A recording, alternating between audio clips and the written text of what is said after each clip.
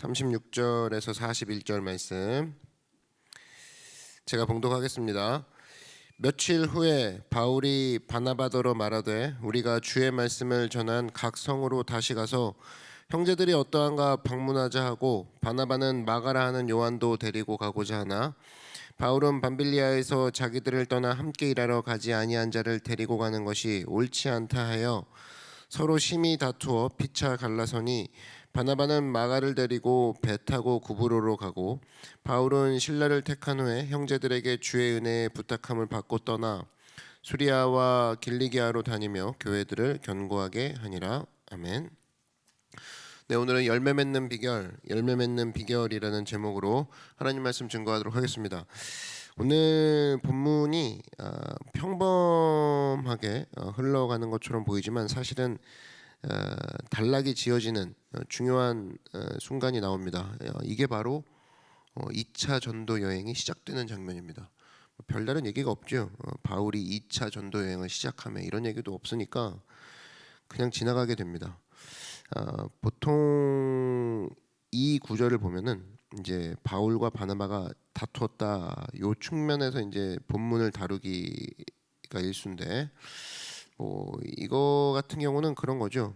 합력해서 선을 이루신 하나님의 능력이다 이런 식으로 해석하고 또 그렇게 의미를 푸는 경향이 있습니다.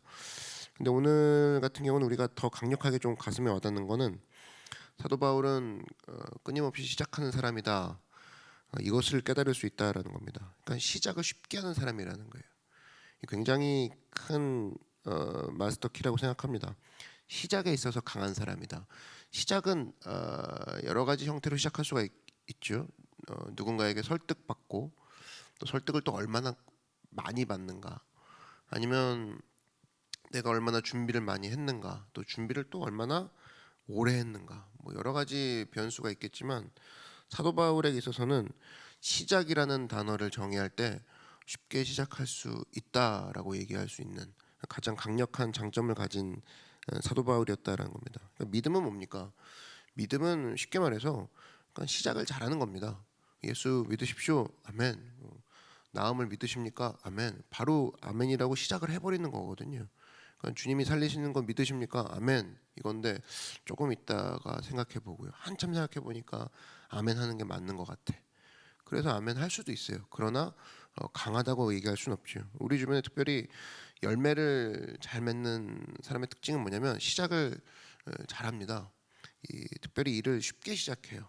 쉽게 시작하니까 빨리 그 일에 대해서 결론이 나오고 그 일에 대해서 준비가 대처가 또 바로바로 이렇게 바뀔 수 있는, 그래서 얼마든지 그 일에 대해서 상황별에 맞게 또 풍성한 열매를 맺을 수 있는 거. 근데 시작을 안 하면 할 수가 없죠. 생각만 많다. 중요합니까? 생각만 많고 상상하고 늘 옛날 것 같고 후회하고, 결론적으로 공통점이 이 생각하느라 상상하느라 후회하느라 시작을 못 하고 있는 거죠. 그거 때문에 더욱 더 방해가 된다라는 겁니다. 악한 마귀가 이것을 잘 사용을 하는데 항상 뭐냐면 시작 못하게 합니다. 항상 특별히 우리 마음 가운데 실패감을 주고 우리 마음 가운데 열등감을 주죠. 그래서 시작을 못하게 하는 게 태반이에요. 열등감 같은 경우 이거죠. 나는 아무것도 아니야. 내가 뭘 해? 나같이 무력한 자가 어디 있어? 그래서 이제 시작 못하게 만들고, 실패감도 그거죠. 예전에 실패했는데 이번에 또 되겠어? 그걸 자기 혼자 막 들고 다닙니다. 그리고 마귀가 던져주는 한마디 말을 크게 버블처럼 만들어서 항상 묵상하고 다니게 만들어요. 그거 왜 그러느냐? 시작을 못하는 이유가 뭐냐? 마귀가 역사에서 그렇다는 겁니다. 과거를 털어버리고 새롭게 시작하는 거 무엇보다 중요합니다. 왜 이것을 마귀야 견조 얘기하느냐? 하나님을 대조해 보면 금방 알 수 있죠. 하나님은 뭐예요? 새 일을 행하는 하나님 이렇게 묘사되어 있죠. 이사야서 43장 19절 보니까 보라 내가 새 일을 행하리니 그렇게 되어 있습니다. 그러면서 뭐라고 되어 있어요? 내가 광야의 길을 사막에 강을 내리니. 우리가 믿는 하나님은 어떤 하나님이냐? 시작하게 하시는 분. 또 그분 자체가 시작하는 분이래요. 새 일을 시작하는 분. 그런데 그 내용이 뭐냐? 광야에서도 길을 만드시는 분이고 또 사막에도 강을 흐르게 만드시는 분이고, 전부 다 시작 아닙니까?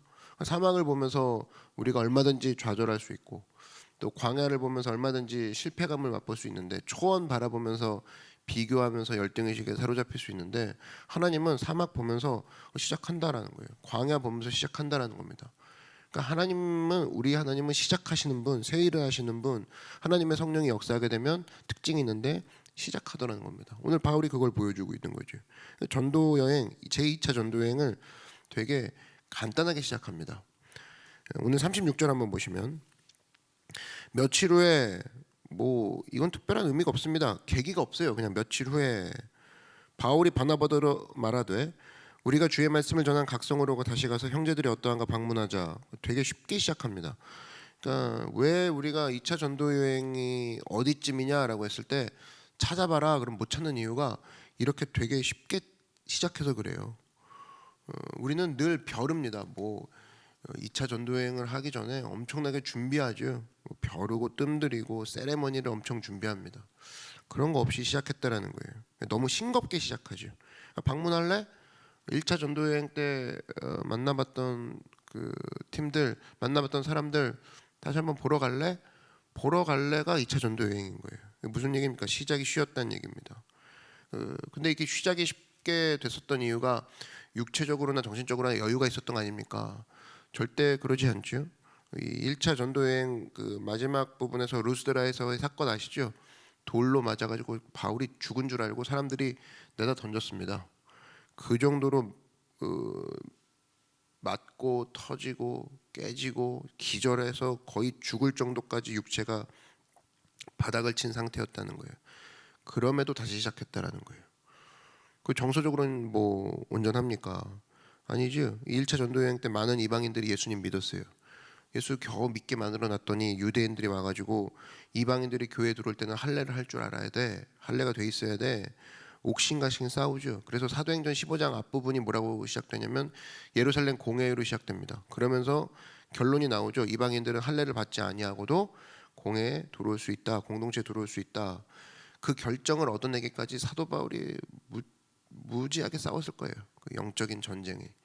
그러니까 정서적으로는 이미 탈진이고 육체도 이미 바닥을 친 상태고 근데도 불구하고 사도 바울은 그 다음을 쉽게 가버리죠. 2차 전도여행 했을 때 나 좀 쉬려고 너무 힘들었어 1차 전도여행 그게 아니라 그냥 쉽게 가버립니다.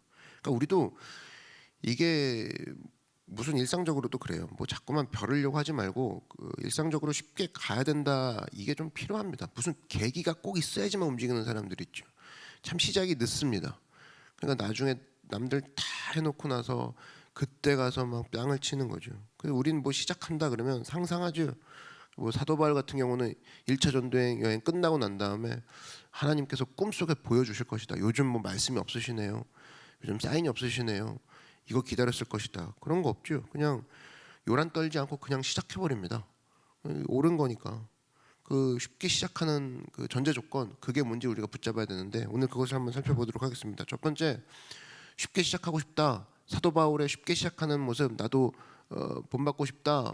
첫 번째 그렇게 하려면 영적 에너지가 높은 상태에 있어야 된다라는 거예요. 이걸 에너지 상태라고 얘기하고 싶습니다. 오늘 이 사도행전 이 앞장 4장 같은 경우를 보면 베드로와 요한이 사람들 앞에서 굉장히 대답을 잘하죠. 근데 이제 관원들이 물을 때 이렇게 묻죠. 너희들이 누구의 이름으로 누구의 권세로 안전뱅이를 고치느냐? 베드로에게 묻습니다. 그랬더니 정말 자연스럽게 얘기하죠. 뭐라고 얘기하냐? 사도행전 4장 9절 보니까 너무 쉽게 탁월하게 얘기를 해버려요. 만일 병자에게 행한 착한 일에 대하여 이 사람이 어떻게 구원을 받았느냐고 오늘 우리에게 질문한다면 너희와 모든 이스라엘 백성들은 알라. 너희가 십자가에 못 박고 하나님이 죽은 자 가운데서 살리신 나사렛 예수 그리스도의 이름으로 이 사람이 건강하게 되어 너희 앞에 섰느니라. 이 예수는 너희 건축자들의 버린 돌로서 진 모퉁이의 머릿돌이 되었느니라. 다른 이로서는 구원을 받을 수 없나니 천하 사람 중에 구원을 받을 만한 다른 이름을 우리에게 주신 일이 없음이라 하였더라. 이 5줄밖에 안 되는 설교인데 뭐 요약이 너무나 잘 돼 있고 핵심을 정확히 짚고 있지 않습니까? 이게 베드로가 설교했다. 뭐 그렇게 얘기하면은 믿지 못할 정도로 베드로마저 이런 느낌이 들 정도로 했다라는 거예요. 바울이 했으면 좀 이해됐을 텐데 범인인 정말 어부 출신인 베드로가 이 정도 얘기했다. 그런데 이걸 저만 놀란 게 아니라 당시에 있던 모든 사람들이 놀랍니다. 4장 13절에 이렇게 나오죠. 그들이 베드로와 요한이 담대하게 말함을 보고 그들을 본래 학문 없는 범인으로 알았다가 이상히 여기며. 근데 이 이유가 중요하죠. 베드로가 어떻게 그 위급 상황에서 위기 상황에서 너 뭐 갖고 사역해?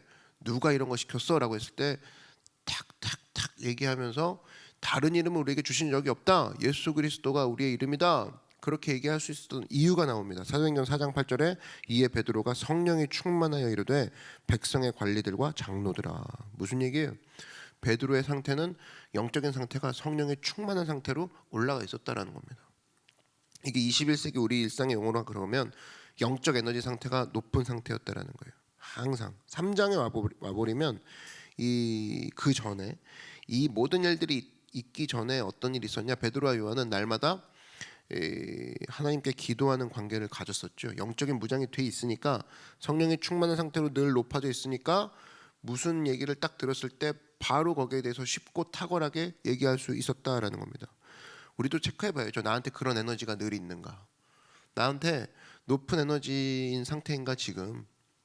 항상 주님 안에서 이런 상태로 돼 있지 않으면 우리가 체크해봐야 되는 것이 내가 성령으로 충만하지 않고 있구나.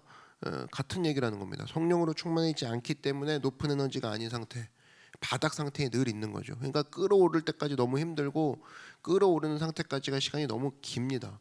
대표적인 게 뭐냐면 에너지 상태에 반대되는 게 뭡니까? 높은 에너지 상태에 반대되는 거 낮은 에너지 상태죠. 거기서 헤맸던 사람이 대표적으로 사울왕 아닙니까? 사울왕. 이 성령 충만의 상태가 영적 에너지 상태가 높은 상태라면 질투, 시기, 미움, 두려움, 그죠? 원망 이런 걸 가지고 있으면 낮은 에너지 상태를 유지하게 되죠. 그게 사울왕이었어요. 그러니까 사울왕이니까 우리는 보통 생각합니다. 왕이니까 많은 은사와 뭐 잠재력, 뭐 경제 조건 최고로 좋겠지. 그런데 시기심과 질투심을 한번 갖고 있으니까 뭐 갖고 있는 모든 게 소용이 없어져 버리죠. 영적 침체를 겪고 있는 거죠. 영적 바닥 상태, 질투, 시기, 원망, 두려움. 그러니까 평생 했던 일이 어디다 그 일을 하냐? 다윗을 죽이겠다고 쫓아다니는 일에 모든 에너지를 쏟게 된다라는 겁니다. 그러니까 미쳤다는 게 뭐냐? 우리 사울왕을 미쳤다라고 보통 표현을 하는데 영적 상태가 제로라는 거예요. 영적 에너지 상태가 제로라는 겁니다. 뛰긴 엄청 뛰어요. 에너지가 그 펄펄 뛰는 것처럼 보이는데 그 원동력이 뭐냐? 질투식이라니까요. 원망, 두려움이고. 근데 우리도 마찬가지라는 겁니다. 열심히 뛰기는 뛰는데 성령 충만하지 아니하고 시기, 질투, 원망, 불평으로 뛰고 있다 그러면 영적 에너지 상태가 제로라는 거예요. 아무것도 못한다는 겁니다. 하나님께서는 이 상태로는 일을 시키지 않는 걸 볼 수 있는 게 이스라엘 백성들을 보면 알 수 있죠. 이스라엘 백성들 밤낮 원망했습니다. 입만 열면 원망했어요. 그랬더니 하나님께서 뭐라고 했습니까? 저런 영적인 상태를 가지고는 가나안 땅에 못 들여보낸다 그거죠. 뒤로 돌아 다시 40년 이렇게 되는 거예요. 저하된 에너지 가지고는 가나안 땅 들어가도 다 이 박살난다 그거입니다. 그러니까 영적 에너지 상태가 너무 낮기 때문에 하나님께서는 이 신명기가 될 때까지 하나님으로 충만한 상태 그 세대가 될 때까지 기르고 기다리게 되시는 거죠. 그러니까 여러분 잊지 마십시오. 우리가 하나님과 멀리 떨어져 있잖아요. 그럼 두려움이 생깁니다. 두려움이 생기고 특별히 모든 것들이 갑자기 커 보이기 시작해요. 이스라엘 백성들 보십시오. 사울왕 밑에 있는 이스라엘 백성들 골리앗이 나타나니까 골리앗이 제일 커 보이죠. 근데 성경을 보면은 골리앗이 분명히 이 위에 있습니까? 아래에 있습니까? 이스라엘 그 전쟁 고지를 보면은 골리앗이 밑에 처해 있단 말이에요. 그죠? 누가 봐도 골리앗이 심지어 작아 보여야 된다고. 그러니까 위에서 공격하는 게 쉬워요. 밑에서 공격하는 게 쉬워요. 위에서 밑으로 공격하는 게 쉽지요. 그럼에도 불구하고 이스라엘 백성들은 밑에 있는 골리앗을 보면서 두려워 떨고 있었다는 거예요. 골리앗이 이미 영적인 상태로 자기 마음속에 커져 있었다는 겁니다. 그러니까 다윗이 보니까 웃긴 거죠. 야, 이게 내가 항상 주님으로 충만해 있고 저놈 보니까 아무것도 아닌 개라고 그러죠. 개. 그러니까 거기서부터 영적 에너지가 벌써 승부가 갈리는 거죠. 그러면서 들고 나가죠. 너는 칼과 단창으로 들고 나오지만 나는 만군의 야훼 이름으로 나가노라. 다윗의 마인드가 어떻습니까? 하나님과 가까이 있으니까 골리앗이 작아 보이는 거죠. 우리도 그 접근의 힘을 사용해야 됩니다. 요즘 따라 문제가 자꾸 커 보이는 이유는 문제에 늘 가까이 있기 때문이에요. 하나님과 가까이 있는 사람한테 물어보십시오. 같은 문제라도 작아 보인다고 그러죠. 무슨 힘입니까? 접근의 힘이죠. 우리가 가져야 될 게 뭐냐? 영적 에너지 상태를 늘 높은 상태로 유지하는 거. 하나님과 가까이 함으로 말미암아 하나님이 커 보이고 다른 문제들은 작아 보이게 만드는 게 중요한 거죠. 밤낮 후회하는 사람들 있죠. 옛날 과거의 문제만 가까이 묵상하는 거예요. 오늘도 묵상, 내일도 묵상. 그러니까 커 보이는 거죠. 근데 매일매일 하나님을 찬양하고 하나님께 기도하는 사람들은 하나님이 큰 것만 계속 발견하는 거잖아요. 그럼 거기서 영적 에너지 상태가 늘 높은 상태로 유지가 되는 거죠. 여러분 이사야서 한번 보십시오. 이사야서는 신구약의 축소판이라고 그러죠. 총 66장이 되어 있습니다. 이 성경의 권수와 똑같아요. 그래서 1장부터 39장까지 이거는 구약의 맥락과 똑같죠.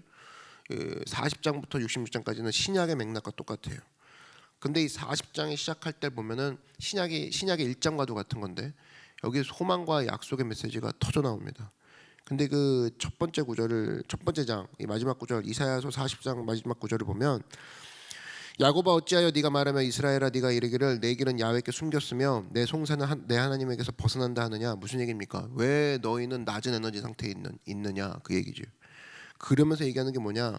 너는 알지 못하였느냐 듣지 못하였느냐 영원하신 하나님 여호와 땅끝까지 창조하신 이는 피곤하지 않으시며 곤비하지 않으시며 명철이 한이 없으시며 피곤한 자에게는 능력을 주시며 무능한 자에게는 힘을 더하시나니 소년이라도 피곤하며 곤비하며 장정이라도 넘어지며 쓰러지되 오직 야훼를 앙망하는 자는 새 힘을 얻으리니 독수리가 날개치며 올라간 같을 것이요 다른 박질하여도 곤비하지 않을 것이고 걸어가도 피곤하지 아니하리로다. 무슨 얘기입니까? 하나님을 가까이 하는 자, 하나님을 앙망한다, 하나님께 가까이 간다 이거죠. 그 사람은 항상 영적 에너지 상태가 최고조에 있다 그 얘기입니다. 최고조에. 그래서 우리 성도다 그러면은 특별히 원망과 그 원통함과 불평 여기에 머물러 있어서는 안 된다 그 소리입니다. 항상 우리는 에너지 상태를 높여야 된다라는 거예요. 그 높이는 방법이 뭡니까? 기도죠. 기도. 하나님께 기도함으로 하나님께 가까이 가는 것 자체가 기도 아닙니까? 우리가 기도하는 이유가 뭐예요? 승천하기 직전에 예수님께서 누가복음 24장 49절에 볼지어다 내가 내 아버지께서 약속하신 것을 너희에게 보내리니 성령을 말하는 거죠. 성령을 보내리니 너희는 위로부터 능력으로 입혀질 때까지 이 성에 머물라 하시니라. 왜 이 성에 머물라 그랬어요? 기도하면 능력이 임한다 그 얘기죠. 그래서 여러분 기도하면 주님께서 주시는 영적인 에너지가 있습니다. 기도하면 영적인 에너지가 바닥이라 할지라도 기도를 통해서 에너지가 높아져요. 그래서 최악의 상황에서도 죽지 않게 된다라는 겁니다. 대표적인 구약에서의 캐릭터가 누구예요? 요셉이죠. 요셉도 환란이 죽을 정도의 환란이죠. 근데 환란 가운데서 버틸 수 있었던 이유가 바로 뭐냐? 환경 보지 않고 영적 에너지를 보라 그거예요. 그가 하나님과 함께 있음이 계속 발견되죠. 그랬을 때 환경도 그를 죽이지 못한다라는 겁니다. 우리도 마찬가지입니다. 왜 기도해야 되냐? 내 영적인 상태를 높이기 위해서라는 거예요. 그래서 여러분 환경 변하기를 기다리고 내 삶의 불평과 불만의 요소들을 하나씩 제거한다. 뭐 그런 걸로 되지 않고 우리 삶 가운데 언제나 영적인 에너지 상태를 높이는 기도를 통하여서 하나님께 가까이 가고 그 하나님께 가까이 감으로 말미암아 환경 자체를 우리가 작게 보고 승리하는 여러분 되기를 주의 이름으로 축원합니다. 또 하나 시편 읽어보면은 찬송하는 부분이 많이 나오죠. 찬송도 마찬가지예요. 찬양하라 야훼 하나님을 찬양하라. 그게 싱어만 얘기하는 게 아니에요. 연주팀만 얘기하는 게 아닙니다. 찬양하는 이유가 뭐예요? 우리의 영적 상태를 높이는 능력이 있기 때문이라는 거예요. 사도행전 10장 보면은 16장 보면 바울과 실라가 빌립보 감옥에 갇혔죠. 근데 감옥은 보통 어디 있습니까? 뭐 2층 3층에 있지 않죠. 깊숙한 지하에 있습니다. 그 상징하는 것 자체가 되게 우울한 상징이죠. 저 지하 감옥에 갇힌 거예요. 어둡고 발에 착고가 매여 있고. 그러면 영적 상태도 마찬가지죠. 헤매야 될 거 아닙니까? 햇빛 못 받았어요. 우린 감옥이에요. 거기다 묶여 있어요. 신세가 이게 뭡니까? 한탄해야 되는데 이 사도 바울과 이 신라가 했던 일이 뭡니까? 기도하고 또 뭐 했다고 그래요? 성경이 찬미함에 그러죠. 죄수들이 듣더라 그럽니다. 그랬더니 어떤 일이 벌어져요? 영적인 에너지가 자꾸 올라가죠. 그랬더니 기도하고 찬송함을, 이 찬미함을 통하여서 감옥이 그들을 담아낼 수가 없는 거죠. 감옥에 있는 문들이 열리고 착고가 풀어지고 이 기쁨을 맛보게 되죠. 잊지 마십시오. 우리가 감옥을 탓할 게 아닙니다. 내 신세를 논할 게 아니라 하나님, 내 삶 가운데 기도하고 찬미함을 통하여서 영적인 에너지가 높아지게 하여 주시옵소서. 그러면 우리 삶 가운데 환경의 문들이 끊어지고 풀리는 역사가 있게 된다라는 겁니다. 여러분, 언제나 이 마음을 가지고 주님 앞에 나의 주변의 에너지 상태가 너무 낮아 이렇게 얘기할 게 아니라 영적인 에너지를 부어주시는 높은 에너지 상태로 유지하게 하신 하나님을 찬미하며 또 기도하며 나아가는 여러분 되기를 주의 이름으로 축원합니다. 또 한 가지, 쉽게 시작하려 그러면은 방해를 각오하고 이겨내야 된다라는 거예요. 여기 보니까 뭐 사도행전 보면은 전부 다 하나님의 역사도 있지만 하나님의 역사를 못하게 만드는, 방해하는 도전도 늘 있습니다. 그러니까 마귀가 방해하는 내용도 같이 있는 게 사도행전이에요. 우리들의 이야기 그러죠. 우리들의 이야기 중에 하나님의 역사도 있지만 하나님의 역사를 방해하는 회방의 역사도 있다라는 거예요. 오늘 같은 경우는 마가가 나오죠. 37절에 되게 쉽게 시작했는데 바로 내부의 적이라고 얘기할 수 있는, 뭔가 하려고 하는데 꼭 안에서 일이 터지게 만드는 마가라 하는 요한, 이 친구 같은 경우가 이제 문제인 거죠. 37절부터 41절까지 한번 보시면, 바나바는 마가라는 요한도 데리고 가고자 하나 바울은 밤빌리아에서 자기들을 떠나 함께 일하러 가지 아니한 자를 데리고 가는 것이 옳지 않다 하여 서로 심히 다투어 피차 갈라서니, 바나바는 마가를 데리고 배 타고 구브로로 가고 바울은 실라를 택한 후에 형제들에게 주의 은혜에 부탁함을 받고 떠나 수리아와 길리기아로 다니며 교회들을 견고하게 하니라. 여기 이제 마가라는 사람이 문제죠. 마가는 우리가 알고 있는 이 마가의 다락방, 그 마가입니다. 그러니까 일단 부잣집 아들이라는 거죠. 그러니까 마가의 다락방에 몇 명이 들어갔어요? 120명 들어갔죠. 진짜 부자인 거죠. 우리는 안방에도 120명이 못 들어가는데 여긴 다락방인데 120명이 들어갔어요. 그럼 무슨 얘기냐? 부자다 그거예요. 부자니까 1차 전도행 때 이 바나바의 그 조카였거든요. 데려왔습니다. 그랬더니 부잣집 애들 특징이 있죠. 이 고생 못 해봤으니까 힘들어요 그러는 거예요. 그러니까 그냥 온 거죠. 그랬더니 마음이 변해가지고 또 2차 전도여행은 또 갈게요 그래요. 근데 사도 바울이 뭐라고 그러냐면, 이 떡잎부터 안 되는 자식아, 너 데리고 갈 수가 없다 그거예요. 처음부터 힘들다고 도망치는 인간이 무슨 예수님을 증거하냐, 너 뭐 하는 거야 그러죠. 막 이러고 나갔어요. 바울이 옳아요 틀려요? 옳죠. 얼마나 이게 좀 남성답습니까? 너 같은 애는 안 보내, 그죠? 이 바울과 같은 인물들이 좀 나오긴 나와야 돼요. 근데 바나바가 또 뭐라고 하냐면, 아니 예수님의 사역의 본질이 사랑 아닙니까? 마가가 한 번은 실수할 수 있지만 우리가 품어줘야 되는 거 아닙니까? 정죄해서 되겠습니까? 이 마가에게도 기회를 주십시오, 그죠? 품어줬던 게 바나바였어요. 그럼 또 하나 묻죠. 바나바가 옳아요? 바나바가 틀려요? 옳죠. 예수님이라도 이럴 거 아닙니까? 베드로도 용서하신 분이 예수님인데, 그죠? 지금 이 설교 들으면서도 나는 바나바 편, 나는 바울 편, 이렇게 나눠줄 수 있는 거죠. 근데 여러분, 누가 옳으냐라고 했을 때 둘 다 옳다라는 겁니다. 여러분, 기독교의 칼라는 단일 칼라가 아니에요. 이게 이 단일 칼라라고 생각하는 착각이 있는데, 기독교는 뭘 보여주는 거냐면, 바울과 바나바가 싸웠다, 누가 옳으냐, 우리가 이참에 한번 갈라져 보자가 아니라, 기독교는 바울과 같은 칼라도 있고 바나바 같은 칼라도 있다, 그거를 봐야 될 줄 알아야 된다는 겁니다. 보통 이거 얘기해 놓으면 옳고 그른 거 갖고 싸워요. 대학원 가서도 바나바가 옳아요, 바울이 옳아요, 바나바의 신학이 좀 틀린 것 같습니다. 아니에요. 옳고 그른 문제가 아니라 중요한 건 뭐냐면, 바나바 어디로 갔어요? 마가라는 요한을 데리고 선교하러 갔죠. 바울 어디로 갔어요? 신라를 택한 후에 교회들을 견고하게 하러 갔죠. 둘 다 즉각적으로 갔다라는 게 중요합니다. 요걸 놓쳐요. 그래갖고 바울과 바나바는 왜 싸웠을까요? 이 바나바가 좀 틀렸나 봐요, 바울이 좀 틀렸나 봐요, 이거 갖고 싸우고 있는데 그 싸우는 것 자체가 웃긴 거죠. 성경은 뭐예요? 둘 다 싸우긴 했지만, 의견 차이가 있었지만 둘 다 복음 전하는 일에 즉각적으로 시작했다 이겁니다. 방해가 있음에도 불구하고 이걸 붙잡아야 되는데, 우리 같은 경우는 맨날 이겁니다. 너 빨간색이야, 너 파란색이야, 빨리 얘기해. 너 뭐 무슨 색이야? 오라 지금 너 어느 편이야? 맨날 그거 얘기하죠. 그리고 아무것도 시작을 못 한다는 겁니다. 그게 문제라는 거예요. 여러분 우리가 인생 살다 보면 태클이 있어요. 언제나 방해 공작이 있습니다. 그때 우리가 어떻게 해야 되냐? 중단하지 않고 시작하는 게 중요한 거죠. 근데 거기 멈춰서 가지고 어디 편이야 확실히 얘기해. 너 여기서 확실히 안 하면은 앞으로도 너랑 안 놀아. 이 얘기하고 있는 게 기독교입니다. 요즘 기독교가 그래요. 그래서 뭐 코로나다 그러면은 뭐 빨리 예배드리고 빨리 지금 하나님 앞에 복음 증거하고 이게 중요한 거 아닙니까? 어떻게든 주님께 가까이 가고. 근데 왈가왈부 따지고 그게 중요한 게 아니라는 거예요. 따지느라고 못하는 게 얼마나 많습니까? 그 이상한 습성, 따지는 습성.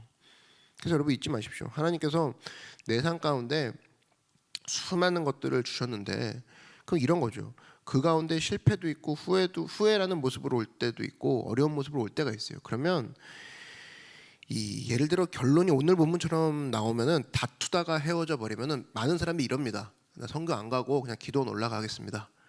죄의식 가지고 기도원 올라가는 사람들도 진짜 많아요. 예. 이렇게 지금 바나바와 바울처럼 다투고 난 다음에는 각자 선교를 빵 가더라 그게 아니라 뭐 기도원 가가지고 금식하고 식음 전폐했다, 뭐 지내다가 은폐했다, 뭐 이런 게 우리의 보통 끝 아닙니까? 그러지 않았다라는 거예요. 그럼에도 불구하고 이 다퉜음에도 불구하고 각자가 하나님이 맡겨주신 사명 기억하고 십자가 붙들고 험한 십자가 붙들고 그 다음에 시작했다. 그게 성령의 능력 아니에요? 그게 중요하다라는 거예요. 그게 잘 보십시오. 이 방해라고 생각했던 거 나중에 이 방해라고 생각했던 거 보니까 전부 다 허상들이죠. 여러분이 생각하는 방해는 사실 없습니다. 대부분이 방해가 아니에요. 나중에 다 사라진다고 그냥 해버리면 되는 거였는데 내가 그것 때문에 못하고 있습니다. 그것 때문이 생각보다 그렇게 일을 하는 경우가 거의 없다고 보면 됩니다. 거의 없어요. 우리 삶 가운데 많은 순간에 방해 때문에 못한다. 거짓말입니다. 허상이에요. 방해가 있다라고 쳐도 시작해버리면 그거 기억도 안 난다는 거예요. 바울과 바나바 시작했습니다. 그지? 굿 스타트였다는 거예요. 언제나 우리의 모습 가운데도 이런 모습이 있어야 될 줄 믿습니다. 언제나 이 모습을 하기 위해서 어떻게 해야 돼요? 영적 에너지 상태가 늘 높은 상태로 유지가 되어 있어야 되고 또 특별히 방해가 있더라도 간다. 방해가 있으면 스스로에게 죄의식을 느끼거나 방해가 있으면 논하고 따져보자가 아니라 방해가 있어도 사명 기억하고 간다. 이 모습 가지고 언제나 열매 맺는 여러분들에게 주의 이름으로 축원합니다. 이 시간 한번 기도하겠습니다. 기도하실 때 하나님 쉽게 시작할 수 있는 에너지 주십시오. 그 에너지는 기도와 찬양에서 나옵니다. 내가 바리새인과 율법학자처럼 논하고 따지고 있다고 해서 되는 게 아닙니다. 하나님 내 마음속에 논하고 따지다 보면 결국 원망과 불평입니다. 내 머리로는 시작이 안 돼요. 하나님 성령께서 함께 해주셔서 언제나 시작할 수 있는 에너지 상태 주시고 기도와 찬양으로 나를 빚어주셔서 방해에도 불구하고 따지고 논쟁하는 게 아니라 주님 앞에 내가 밀고 나가는 주님 앞에 시작하며 나아가는 주어진 사역을 시작하는 것부터 열매 맺을 수 있는 내가 되게 해달라고 시작할 수 있는 힘을 달라고 우리 주님의 이름 한번 부르고 다 같이 간구하겠습니다. 주여 사랑해 주님 감사합니다.